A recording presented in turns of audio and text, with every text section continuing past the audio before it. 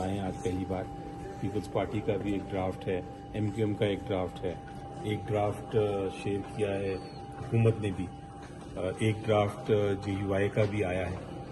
तो सबसे पहले तो हमने पूछा कि हुकूमत का जो ड्राफ्ट है उसको मैंने एक नज़र से देखा, तो मुझे तो उसमें एक पहली चीज़ जो नज़र आई वो इतनी खौफनाक थी, इतनी ख़तरनाक थी कि मुझे कहना पड़ा, ओपन कमेटी में कहना पड़ा कि ये तो आप आइन को तोड़ रहे हैं, आप आइन को और अदालती सिस्टम को बिल्कुल बेकार बना रहे हैं।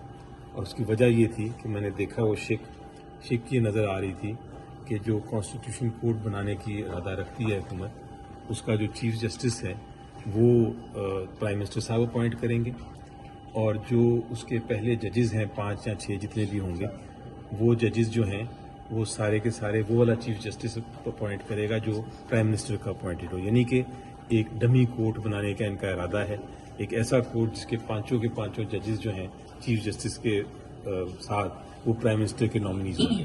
तो ये इस किस्म की जब अदालत बनाना जा रहे हैं तो नज़र ही आता है कि ये मामला आगे नहीं चल सकता।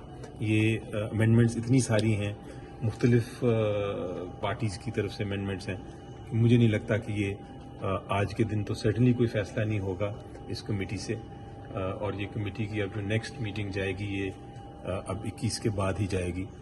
मुझे नहीं नज़र आता कि इसमें उस नेक्स्ट मीटिंग में भी कोई किसी किस्म का फैसला हो सकेगा। JUI की तरफ से ये कहा गया है कि आईनी अदालत की बजाय सुप्रीम कोर्ट का 5 रुकनी बेंच बनाया जाए सीनियर जजेस के ऊपर मुश्तमिल। आप बतौर जमात उसकी हिमायत करेंगे इस तजवीज़ की? जी देखिए, बेंच बनाने में तो कोई ऐसा हर्ज नहीं नज़र आता मुझे। बेंचेस अभी भी बनते हैं, और अगर बेंचेस सीनियर मोस्ट 5 जजेस के बन जाएं तो बेंच बनाने में कोई हर्ज नहीं, एज लॉन्ग एज वही सुप्रीम कोर्ट के जजेस हों जो अभी एग्जिस्ट करते हैं, उसकी बात की जा सकती है उस किस्म के मामले की।